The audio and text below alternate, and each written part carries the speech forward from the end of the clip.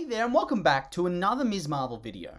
And today we're going to be talking about the latest episode to drop, Destined, which follows off from the cliffhanger ending of Kamala getting into the car with Kamran and seeing the crazy-eyed woman from her visions in the back seat. And before we properly begin, this episode was quite fun and enjoyable, but I'm starting to get quite frustrated with the lack of communication on everybody's part. So many of the problems in this story can be simply solved by talking and opening up, and literally none of it's mentioned until way past the point it should have been. And I'll be honest, that's very frustrating. I'm not saying that it always has to be that way, but when almost all the story's drama comes from people just not talking, it gets a bit much. But anyway, with all that being said, let's jump into the review. So we have a title screen to establish that this first scene is in British occupied India. And we see a collection of characters, including Crazy Eyes, sifting through what seems to be an archaeological dig site, clearly in search of the bangle. They find it, and another character approaches, Aisha, Kamala's great-grandmother. So they nipped that incest storyline in the bud real quick. Good on them for that. I don't think I wanted to live in suspense with my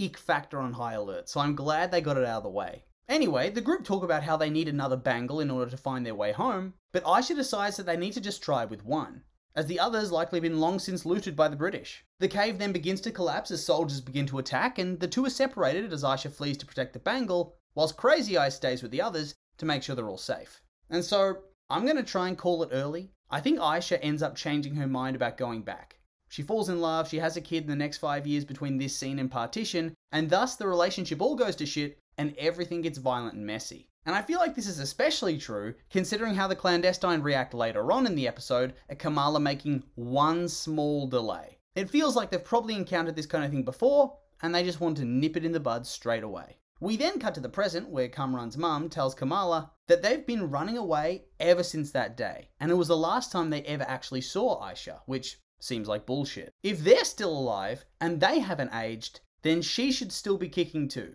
If she isn't, that means she was murdered. And since they've all got super strength, I think they had to have murdered her to make sure. Either that or she's gonna be, I don't know, in prison somewhere or something like that. Anyway, they reveal they're from another dimension, the Noor dimension, and that they're jinn, or clandestines. And it turns out they're all over 100 years old, except for Kamran, who is luckily not a creeper and is actually 17. And so they want her to help them open a gateway to their dimension, and they start to manipulate her. First by talking about the family history, then by referencing how Kamran thinks she's adorable to try and win her trust. They then talk about how she's their only hope, really honing in on her desire to be a hero and do good. And then they finish that off by telling her that this was Aisha's big wish, for them all to go home together. And also note that they've managed to conveniently leave out what the reason behind their exile even was. And considering how they behave later in the episode, I doubt it was because they were very nice people. They've done something bad. Moving on though, after the intro credits, Kamala turns up at Bruno's house and vents to him about everything that's been going on since the previous night.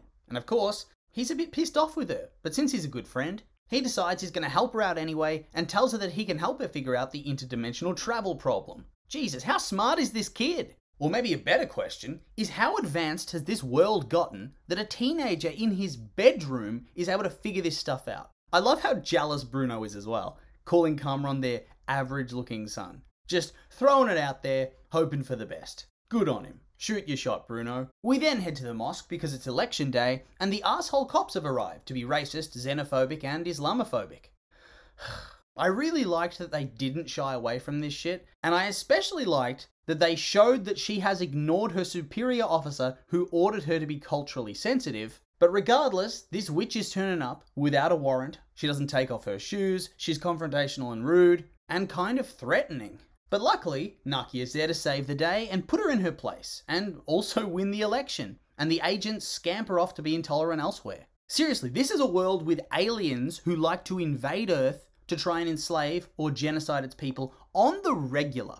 This happens every year. But yes, let's persecute other humans. That always works out so well. Anyway, Nakia goes and rants about this to Kamala and conveniently blames Nightlight at the same time, just as it seemed like Kamala was about to tell her that she has superpowers. So this is the first instance of that missed communication. At the exact moment that she was going to confess, Nakia has to rant about Nightlight. And so she chickens out, and thus, when she does find out, it's even more of a blow-up fight than it would have been before. Like, I know it makes for good drama, but it's still one of those frustrating things that crops up in TV and film. If people talked more, they'd resolve things more quickly. And obviously, you wouldn't have a show if you didn't do this, so things do need to be extended out. After all, it's only episode 3. But whilst I understand why these things need to happen, it still frustrates me and pisses me off to my core. We then flash to the family preparing for the upcoming wedding at the Mendy party, and this whole thing was just nice to see. Just a bit of a calm before the storm. Bit of fun family bonding and cultural appreciation. And another crisis of faith from Kamala, as now her mum comes out and talks about what a disgrace Nightlight is and that her family should be ashamed of her. Ooh. Also, there's more talk about the rift between Muniba and her mother. So clearly that's also going to be addressed quite soon as they keep talking more and more about it. And I'm curious to see whether it's due to normal reasons or more supernatural based reasons as to why they don't seem close at all. I guess we'll have to wait and see. We also see Kamala receive a present from Bruno, who couldn't attend the party because he's working. She then broods outside for a while until the Imam comes outside and speaks to her. And I got the vibe from this that he's kind of put 2 and 2 together and thinks she probably has something to do with Nightlight. He might not know 100%, but I guarantee he suspects something. And so he basically gives her the classic hero pep talk and gives her a bit of inspiration to keep following her path and to do good as a hero for their community. And I like this scene a lot. Honestly, this guy seems like a pretty good leader in their community. I really liked his vibe. Hope they don't find a way to kill him off somehow. Mentors, no matter how briefly they're in a hero's life, always seem to be in danger of screenwriters looking for dramatic moments, so this dude better watch himself. She then opens the present from Bruno and gets out a domino mask that he's made for a future costume, and so woo! New costume incoming. The only thing is, surely in this world's technology, that little mask is not going to hide her identity at all. Surely, at this stage, with this tech, facial recognition software will do better than that little mask. So we'll have to see what happens here. Are they going to pretend like they don't know who she is, or is she going to become a public hero? I honestly don't know. We then cut to Bruno's job at the convenience store, where we get some fun bonding between Yusuf and Bruno, again, as Yusuf comes in to buy a packaged cherry pie snack, which is essentially contraband in his house. So he has to eat them on the down low. Yusuf notices that Bruno's been researching jinn and translates a passage for him. And I just love their dynamic. He's so nice to this kid, so accepting and welcoming. Really makes him feel like part of the family. Anyway, the passage pretty much spells out the clandestines are not as good as they appear, and that it's likely they'll need a whole heap of power in order to get back home, which is probably a big time risk. And later, Bruno confirms this to Kamala, that they'd need a whole heap of power, and the risks would be very great. Things could go boom. And so Kamala's conflicted. On one hand, she wants to be the hero. She wants to help these people and be like Captain Marvel. But on the other hand, he does sort of manage to get through to her and tell her that that's being reckless. That she isn't thinking this through enough and that they need more time to figure it out. And he also drops the bomb that he's going to be going to Caltech, but that he can't do that until he knows that everything is going to be okay. Until he knows that Kamala doesn't need his help anymore. I wonder if he actually does end up going to Caltech in the end. I mean, probably, but I wonder how they'll continue on their storyline from there.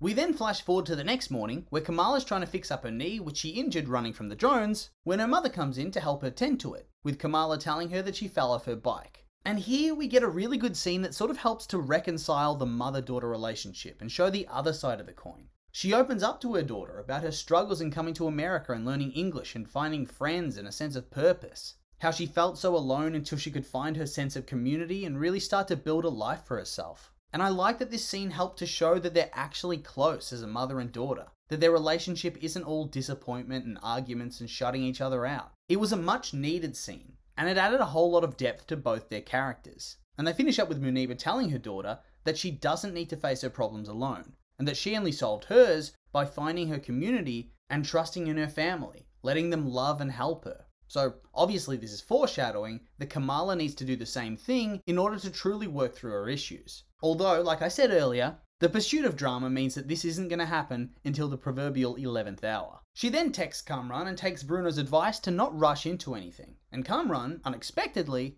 tells her to focus on the wedding and that they can figure things out together afterwards. So that was quite refreshing. We then get another scene in that vein between Yusuf and Amir, where Yusuf tells him not to worry too hard about the future, and that the only thing he needs to think about is that he's chosen a life filled with love and family, and that they're going to celebrate that when he gets married today. And of course, Kamala listens into this and once again finds another parent talking about choosing and trusting in family and love. So, of course, she's not going to do this until later on.